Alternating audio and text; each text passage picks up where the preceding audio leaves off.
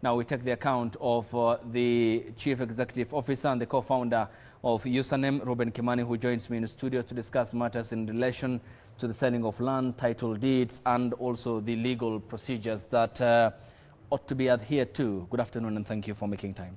Thank you, Ayuba. Tell us more about Username, the organization that you helped co-found.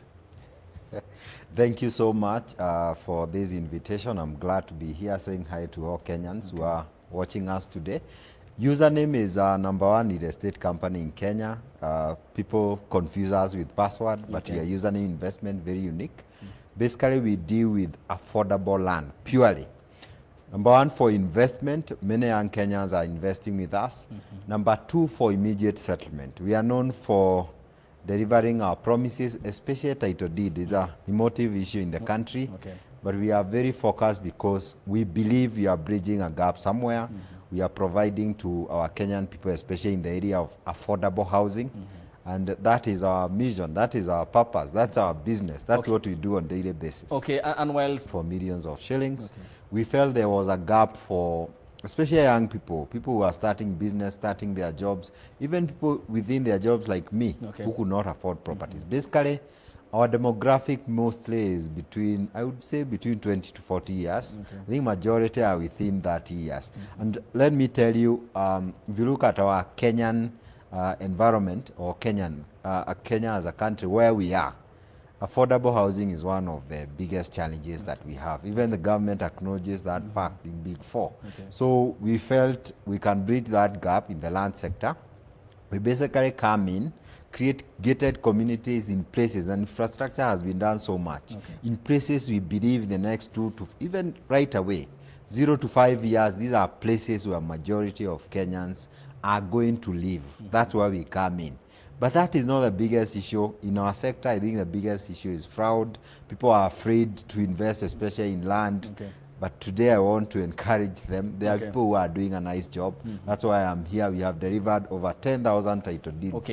Very, very important to mention. We'll come to the legal aspect because there are some people who still have doubts or are still in doubt as regards the legality. But let's talk about the affordable housing that you have talked about. And it's very important for someone or a family to have a roof over their head. And it's one of the big 4 agendas or pillars of the president outlined in 2017. Then how is this public-private partnership working for you as an individual company, for example, in terms of delivering these houses for Kenyans to have affordable housing? Okay, for Username investment, we are in the space of land. We are very focused in our mission and vision. We don't mix. We don't try to do everything. We are private-public or public-private partnership. That's something that we are exploring. But just to give a comment, that's some ways in which countries have been able to bridge that gap. You have land. I have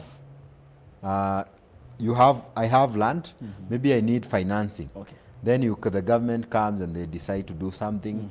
You have the expertise because some of these private developers, you can be able to build those thousands of houses. If you are to engage Username investment today with all the experience that we have, we know the market, we know where to build these houses, we just maybe need a push, financing policies to be effective. Like one of the challenges for building sector is materials, for example. The way you zero rate materials, you see, you have to look at the policy level and say, for developers to be able to bridge this gap, we need to reduce a certain tax, especially on materials for us. That's how I look at public-private partnership. It's something that personally I would like to explore further because I believe that's how some countries, especially the ones that are ahead of us, have been able to bridge this gap. The government alone cannot build those. Actually, the government work is not to build houses. Is to enable the environment to be conducive for private developers like us to be able to do so. I believe they are doing something to that effect, especially on financing. And maybe we can go ahead, we can discuss that further. And the main aspect here, the fulcrum we have talked about, is the land aspect here. And then we recently saw the Ministry of Lands digitizing its records because of duplicity and the doubts that people have in terms of buying land. So here in the chain, there's the government, there's your client or clientele, and then there's you, the company. So is the land that you are selling owned by individuals in the company, or you buy it then sell to the clients? And then in terms of the records, how do you make sure that this is not a parcel of land or parcels of land that are in controversy? Excellent. The government, through the Ministry of Lands, for a long time, they have been trying to do digitization, something that I come from a technology sector myself. That's where I used to work, so I understand. It takes time for you to achieve a seamless system. I wish we can be able to transfer property like the way we transfer vehicles. I believe we are going there. That aside, one of the things we have done as a company, because of those challenges of knowing who owns the land, we do extensive due diligence. And to answer our question, as a company, we don't sell land on behalf because of the challenges that we have in the sector. We sell our own land. We have to own it, then create gated communities out of it because of the challenges that we face. You don't want to sell land on behalf of someone, then there are legal effects. We also do a lot of documentation apart from due diligence, which is not the basic. Normally, if you go out there, we'll tell you to do search, land search, to know the ownership. But as a company, we know that is not enough. So we have invested a lot to do background searches. I may not be able to give you exactly what we do, but we do a lot. A search is only 10%, we do the 90% because we deal with the masses. When they come to use an investment, they trust us that we have done all that due diligence. Then we take you through a process of documentation. There's a lot of paperwork we handle for you because we understand the sector, and we have been able to handle so many people.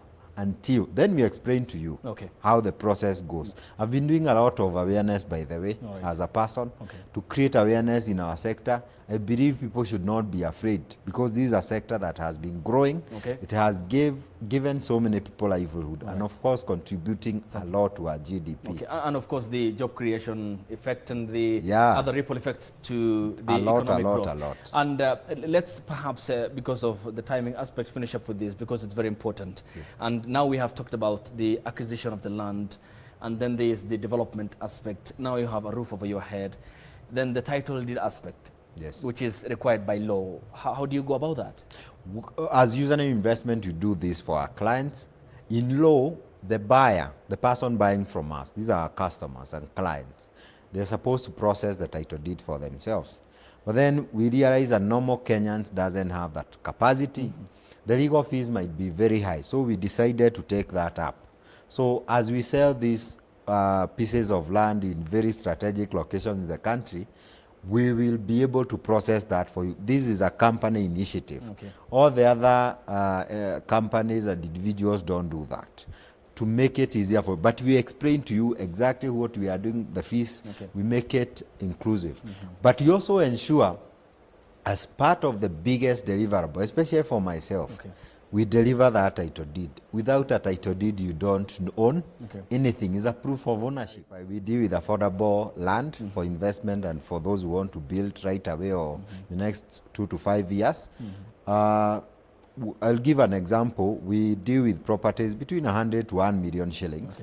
Actually, that's 100% of the properties we are doing in the affordable space. If you are buying a property, like we have one in Nakuru, if you are buying for 600,000, we give you up to 1 year.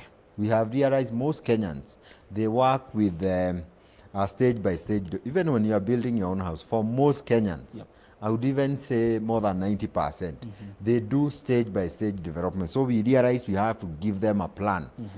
You have a lot of needs, food prices, fuel, many other things. We realize your purchase capability, it's called buying power, purchase power, is very low for most Kenyans. So we give you up to 1 year. You can do 10 to 30% deposit, then you spread the payments. And most people have been able to own land that way. If you can do cash, we always give you a huge discount for you to be able to support us as well. We're able to move way faster. So majority of Kenyans, especially young people, I'm talking about people below 40, they have been coming to use an investment. It is flexible. The title deed is assured. We have delivered so many, and they have realized we are also trying to give them something of value. Allow me to say this.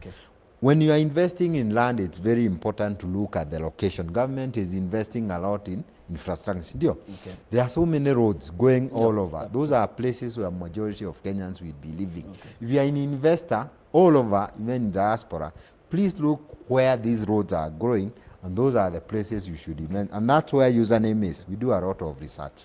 Reuben Kimani, thank you for the explanation, though perhaps the time framing is short, but that is worthy and your time is appreciated. Thank you for coming. Thank you so much. He is the co-founder of Username and the current Chief Executive Officer.